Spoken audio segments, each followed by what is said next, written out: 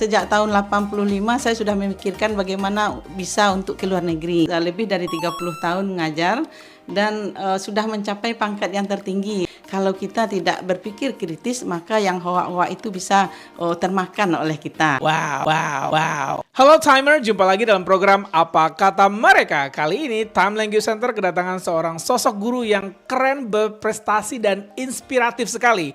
Beliau adalah Dr. Anda Sri Indrawati Prihatiningsih MSI. Beliau merupakan guru SMA Negeri 7 Padang yang merupakan awardee dari Bridge. Kita ucapin selamat dulu ya Bu ya. Way to go, congratulations atas achievementnya sebagai awardee Bridge program Indonesia-Australia sebagai partnership sekolah. Nah, beliau sudah membuat karya. Buku yang pertama adalah Kiat Menggapai Puncak dan Menjadi Guru Profesional. Ini karya yang pertama. Karya yang kedua adalah Jangan Hapus Jejakku. Wah, ini kayaknya puitis banget ya Bu ya. Nah, kita akan bahas lebih lanjut nanti seperti apa achievement beliau, seperti apa inspirasi-inspirasi yang akan beliau berikan kepada kita, terutama guru ya, dimanapun berada, khususnya di Sumatera Barat. Baiklah, nama saya Sri Indrawati Prihatiningsih. Saya mengajar fisika di SMA Negeri 7 Padang. Tapi siswa saya memanggil saya dengan Deno, Ibu Deno. Ya, nama spesial tapi menyenangkan bagi saya karena ada sejarahnya. Nah, kemudian saya mengajar dari tahun 1991 dan sampai sekarang sudah lebih dari 30 tahun mengajar dan sudah mencapai pangkat yang tertinggi ya. Sudah sampai ke 4D. Nah, ini adalah suatu kepuasan tersendiri bagi saya. Buku beliau tuh berjudul adalah Kiat Menggapai Puncak dan beliau sudah berada di pangkat tinggi ya, tertinggi ya, D, habis itu 4E lagi ya Bu ya. Pensiun. Oke, jadi semua jenjang pangkat di PNS sudah sampai one more step and then you will get it the big one ya. Well, Bu Deno, kan bukan guru bahasa Inggris nih. Nah, biasanya kan Bridge itu mostly English teacher get opportunity untuk mengikuti program tersebut. Nah, tapi Bu Deno bukan dari guru bahasa Inggris, tapi guru fisika. Kenapa Bu Deno merasa perlu nih global experience sebagai seorang guru? Ya, yang pertama sebagai seorang guru kita harus meningkatkan wawasan kita. Jangan kita berpikir kedaerahan, tetapi masih banyak yang harus kita gali, yang harus kita berikan pada siswa kita. Makanya seorang guru layak untuk berpikir global gitu. Sejak kapan Ibu memiliki dream untuk go global ini? Oh, sudah lama. Sejak tahun 85 saya sudah memikirkan bagaimana bisa untuk ke luar negeri.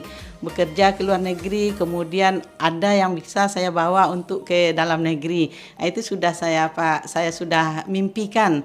Jadi saya mimpikan itu sampai saya punya banyak teman dari luar negeri seperti itu hanya untuk menambah cakrawala saya. Oke, 85 itu saya baru usia 3 tahun Ibu. 2 tahun ya. Dan Ibu udah punya mimpi. Dan itu terwujud di tahun 2023. Ya, Insya Allah tahun 2023 kita akan pergi ke Australia. Satu yang saya ambil dari pembicaraan kita yang baru bermula ini adalah tetap konsisten mempertahankan mimpi. Doesn't matter whatever it is ya, how to achieve that dream, but she's resilient ya. Beliau tangguh, tetap memperjuangkan mimpi. Yang kadarullah Allah juga mewujudkan sooner or later. Bu Deno berhasil yang insya Allah akan berangkat di bulan Maret atau bulan Juni ya. Ya, bulan Maret paling cepat, kalau paling lambatnya Agustus. Nah, beliau akan berangkat. Jadi buat anak-anak muda, khususnya siswa-siswi yang menonton program ini dan guru-guru lain yang dulunya punya mimpi ya, kayak saya punya mimpi keluar negeri itu di kelas 4 SD. Dan terwujud tahun 2012 ya. Jadi which is masih sama memperjuangkannya lama gitu ya. Tapi konsisten tetap berapa kali gagal untuk mencoba keluar negeri di waktu SMA. Coba lagi akhirnya berhasil. Seperti Bu Deno sudah lebih dari 35 tahun memperjuangkan untuk pengen keluar negeri. Alhamdulillah Allah mentakdirkan beliau untuk ke Australia dengan program Bridge. Apa seorang Bu Deno dipilih oleh Bridge? Kalau saya lihat, kalau bahasa Inggris, kalau hanya bahasa Inggris yang dinilai, pasti guru bahasa Inggris yang pergi. Ya, karena bagaimanapun juga guru bahasa Inggris tentu lebih fokus dia dalam bahasa Inggrisnya dibandingkan dengan saya. Tetapi ketika saya juga berpikir seperti itu, kemudian saya lihat data-data yang saya punya, karena dia minta juga CV kita, maka mungkin ada kelebihan saya di sana. Misalnya saya pernah jadi guru teladan sampai ke Jakarta waktu itu yang diadakan oleh swasta gitu, program lembaga. Kemudian saya juga pernah jadi guru berprestasi tingkat Kota Padang waktu itu. Kemudian saya juga banyak melakukan penelitian pendidikan.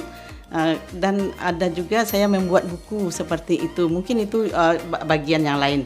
Tapi bisa jadi juga bagian yang lain itu adalah ketika wawancara. Kita wawancara, tes itu ada wawancara, kemudian ada tes tertulis.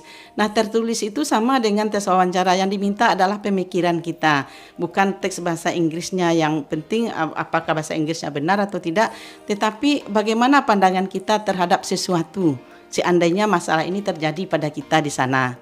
Nah, jadi sepertinya kita pemikiran kita itu yang dinilai seperti itu.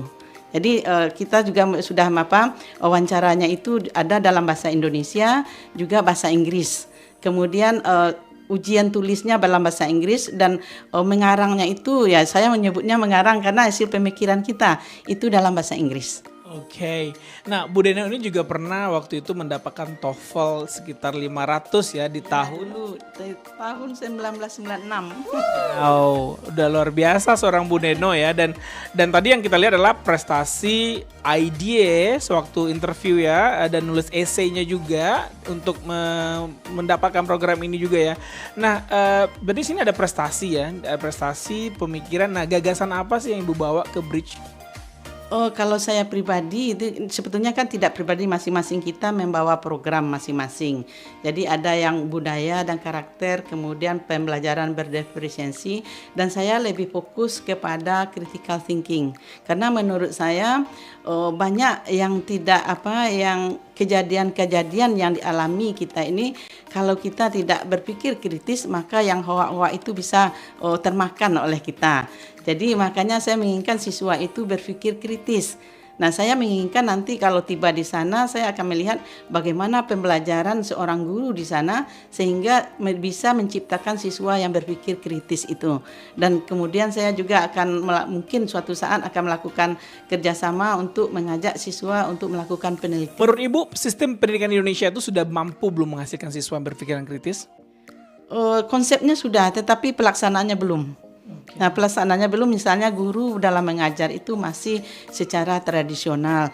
Belum ada misalnya bukan belum ada ya, tapi masih banyak guru yang misalnya memberikan pembelajaran itu tidak melihat apakah siswa itu paham, apakah siswa itu bisa memecahkan suatu masalah, apakah siswa itu bisa berinteraktif dengan baik. Nah, itu jarang sekali. Ngacu kepada pengalaman saya sebagai siswa di SMA waktu itu, saya melihat bahwa tidak semua murid tertarik dengan semua bidang studi. Nah, bagaimana seorang guru akan membuatkan sebuah metode ajar yang sifatnya akan membuat menarik bagi siswa, ini ada motivasi juga. Nah, seorang Bu Deno nih yang di bidang fisika ini lumayan kan, fisika itu butuh analisa. Setelah itu butuh alat matematika ya untuk menyelesaikan persoalan yang ada atau pertanyaan yang diberikan. Dan kita di Indonesia hanya sifatnya drilling ya. Drilling soal dan targetnya adalah nilai tanpa melihat si siswa ngerti nggak dengan konsepnya. Ini bagaimana Bu Deno menyikapinya ini? Ya, kalau saya lihat kalau kita drilling itu berarti kita mengajar baru mengajak siswa untuk belajar matematika. Padahal fisika tidak seperti itu.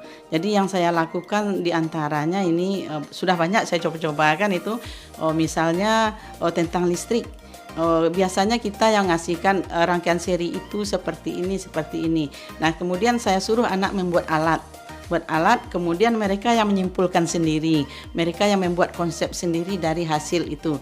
Sehingga saya lihat dari hasil yang saya dapatkan itu ada siswa itu yang bisa menyalahkan temannya. Berarti dia sudah paham konsepnya. Selama ini kan tidak. Apa yang kita berikan kemudian dicatat. Jadi tidak berpikir, tidak berkembang pemikirannya. Jadi setelah saya suruh dia buat alat, dia yang menyimpulkan sendiri, kemudian dia bisa juga menilai temannya. Bahkan soal pun saya suruh dia yang buat dengan alat hasil rancangannya itu, bagaimana kamu membuat soal ini. Kemudian mereka membuat soal, kemudian dijawab oleh teman-temannya. Wow, outstanding. Salut buat Bu Deno dan she deserve that because dari mulai pemikiran critical thinking sudah menerapkan project based learning juga, karena project based learning ini akan menjadikan hal yang sangat menarik sehingga siswa tuh langsung tinggal di kepala ya, tidak hanya memaksa untuk menghafal rumus dan memahami konsep seri dan paralel ya, dan tapi juga mereka mengerjakannya itu dengan project based learning.